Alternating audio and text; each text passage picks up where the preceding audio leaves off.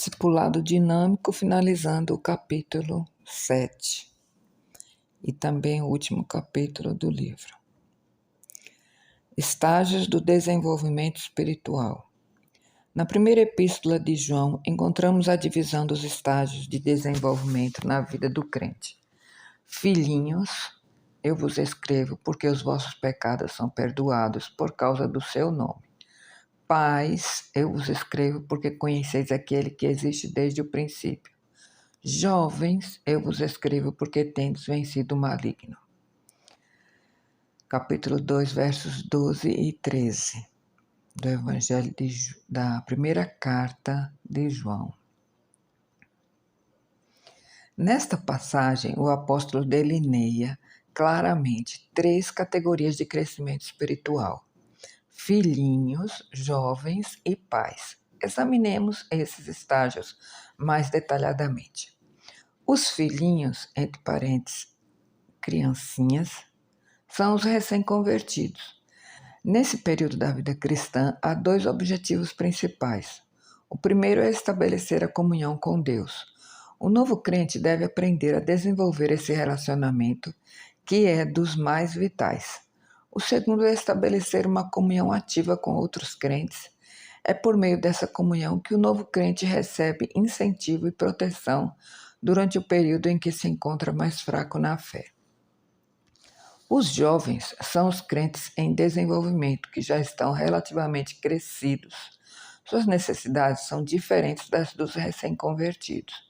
Embora os objetivos do novo crente naturalmente sejam os mesmos dos jovens crentes em desenvolvimento, para estes existem mais 2 objetivos. O primeiro é obter a firmeza de vida, um fator muito importante para que se torne realmente eficiente no trabalho do Senhor. O segundo é maior frutificação no seu ministério. As razões disso são claras. Os pais são cristãos maduros que já se converteram há mais tempo. Encontram-se numa categoria à parte porque são os únicos capazes de se reproduzirem espiritualmente. Suas necessidades variam de acordo com seu nível espiritual. Nesse estágio, o crente tem 3 objetivos principais. O primeiro é a aceitação do papel de líder espiritual e o desempenho dele. O segundo alvo é a produção da multiplicação. No futuro, os pais devem poder mostrar seus filhos, netos, bisnetos e tetranetos espirituais. O terceiro objetivo é continuar na firmeza de vida. O pai deve refletir cada vez mais a pessoa de Cristo em tudo que faz. Agora podemos responder a pergunta sobre que tipo de trabalho faremos em cada estágio do desenvolvimento espiritual. Como os objetivos de um filhinho são a comunhão com Deus e com outros crentes, precisamos empenhar-nos em atingir essas metas. No início, o novo crente precisa de informação mais que de qualquer outra coisa. Portanto, é necessário um relacionamento pessoal programado. O jovem precisa de uma crescente firmeza de vida e também de um trabalho evangelístico eficiente.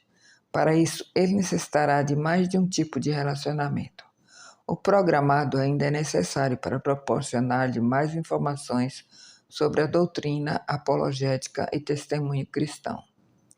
O aconselhamento geral também é importante para que continue a edificar sua comunhão, mas essa necessidade decresce com o tempo, pois o relacionamento se desenvolve e torna-se mais solidificado. O aconselhamento em geral é necessário porque é por ele que o crente começa a acertar os aspectos falhos de sua vida. À medida que ele se torna mais maduro, tanto o relacionamento programado como o pessoal começam a decrescer e o aconselhamento geral passa a ser o mais frequente. Os pais precisam de pouco relacionamento programado ou do pessoal. Os objetivos desse estágio são atingidos pelo aconselhamento geral, que depois se transforma em associação. Trata-se de uma edificação mútua que irá suprir as carências e necessidades de um crente mais maduro. Talvez o diagrama que se segue ajude o leitor a entender isso com maior clareza.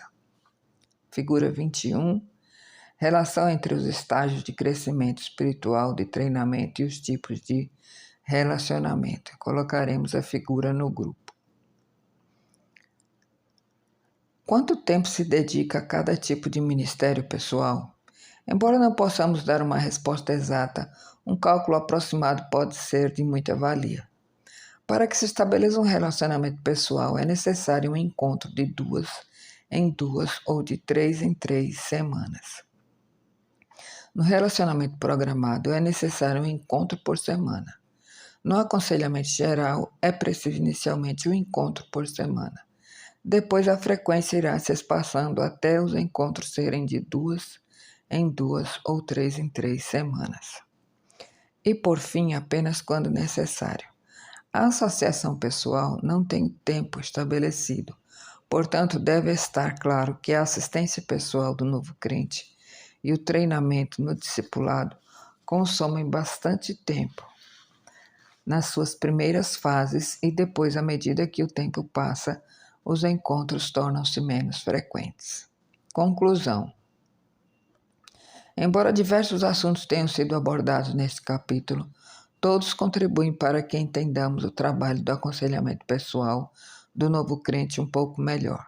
Depois que começamos a compreender bem as definições, os estágios do treinamento no discipulado, os tipos de relacionamento para o treinamento e os estágios do crescimento espiritual em sua relação uns com os outros, temos uma ideia mais concreta e um melhor planejamento do programa do Ministério Total de Assistência ao Novo Convertido.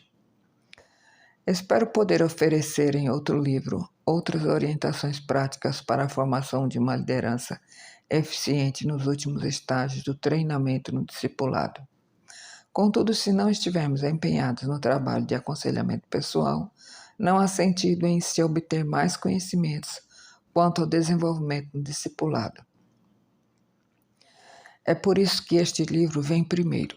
Oro a Deus para que o use para a sua glória e para a extensão de seu reino, por intermédio da multiplicação daqueles que em oração aplicarem os princípios aqui divulgados.